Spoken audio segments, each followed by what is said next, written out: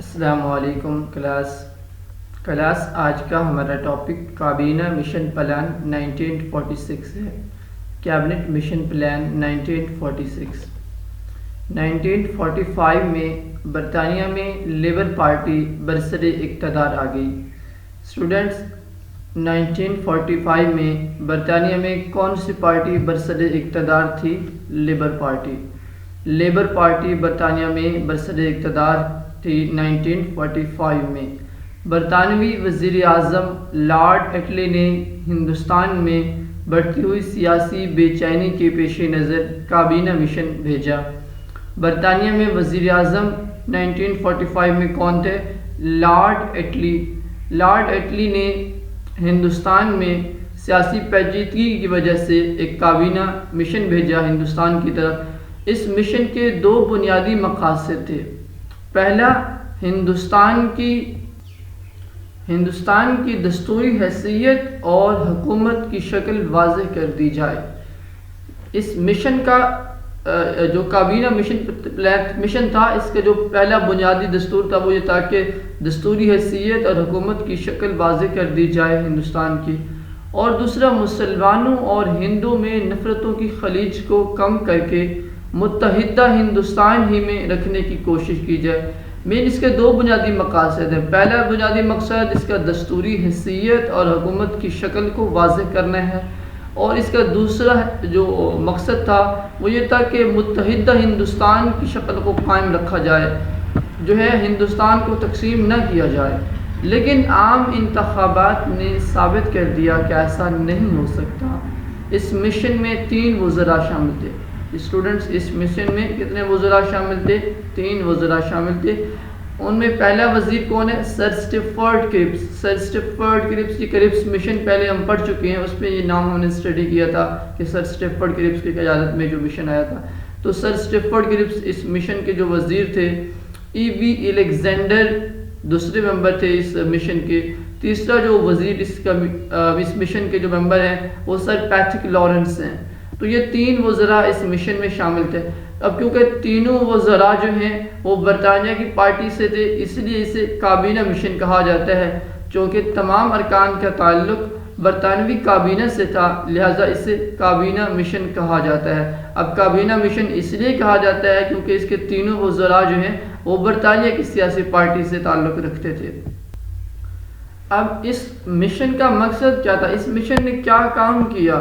کیسے سیاسی رہنماؤں سے انہوں نے میل ملاقاتیں کی، ان سے کیسے مذاکرات کی، کیا باتیں ہوئیں ان کی؟ ذرا ہم اس کی ملاقاتوں کو، اس کے مذاکرات کو اسٹڈی کریں گے جو انہوں نے مختلف سیاسی رہنماؤں سے کیے۔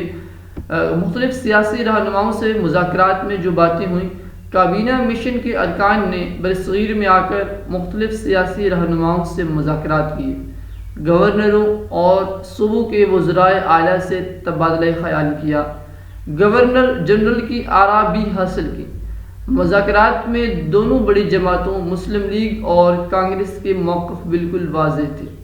اسٹوڈنٹس، کیونکہ اب مذاکرات میں جو مسلم لیگ کا موقف تھا وہ تقسیم برصغیر تھا، اور کانگریس تقسیم کے خلاف بالکل وہ شدید مخالفت کر رہی تھی، مخالف تھی کانگریس۔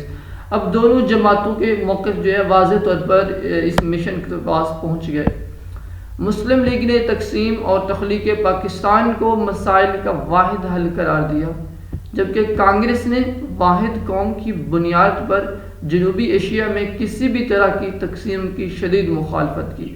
انہوں نے کہا کہ کانگریس کہتی تھی کہ جنوبی ایشیا میں ہم ایک واحد قوم ہے، متحد قوم ہے، وحدت کی بیس کرتے ہیں، اور تقسیم کسی بھی صورت میں ممکن نہیں، اور ہم تقسیم نہیں ہونے دیں گے۔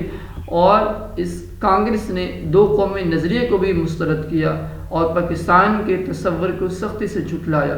یہ تو کانگریس کا نظریہ تھا، اور ادھر سے جو مسلم لیگ کا نظریہ تھا وہ کیا تھا؟ تقسیم پاکستان اور تخلیق پاکستان ان مسائل کا واحد حل قرار دیا تھا۔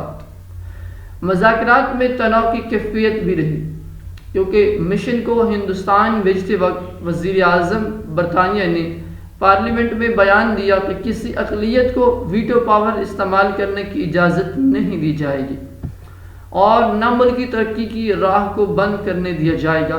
کہ جب یہ مشن یہاں سے روانہ ہو رہا تھا ہندوستان کی طرف، تو برطانیہ کے وزیر اعظم نے ایک بیان دیا کہ کسی اقلیت کو ویٹو پاور استعمال کرنے کا حق نہیں دیا جائے گا، کسی اقلیت کو یہ پاور نہیں دی جائے گی کہ وہ ملکی ترقی کو اس کی راہ کو بند کر دے۔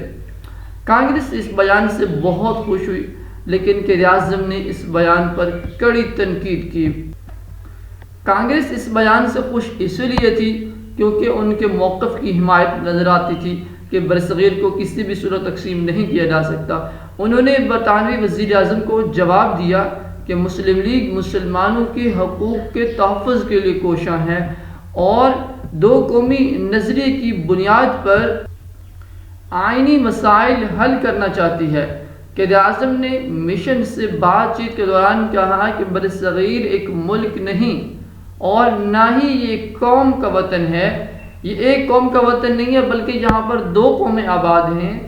دو قومیں جہاں آباد ہوتی ہیں تو ان کا اکٹھے رہنا ممکن نہیں ہے۔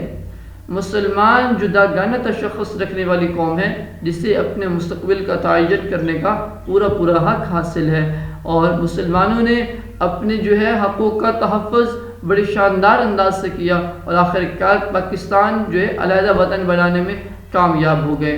تو انشاءاللہ نیکسٹ کلاس میں اس مشن کے جو مقاصد تھے ہم ان کو اسٹڈی کریں گے کہ اس مشن کے مقاصد کون کون سے تھے، اس کی تجاویز کون کون سے تھیں۔ مقاصد تو پہلے دو ہم نے اسٹڈی کر لیے، نیکسٹ کلاس میں انشاءاللہ اس کی تجاویز کو اسٹڈی کیا جائے گا کہ اس مشن نے کیا تجاویز دی تھی اور کیا تجاویز پہ عمل ہو سکا یا نہیں ہو سکا۔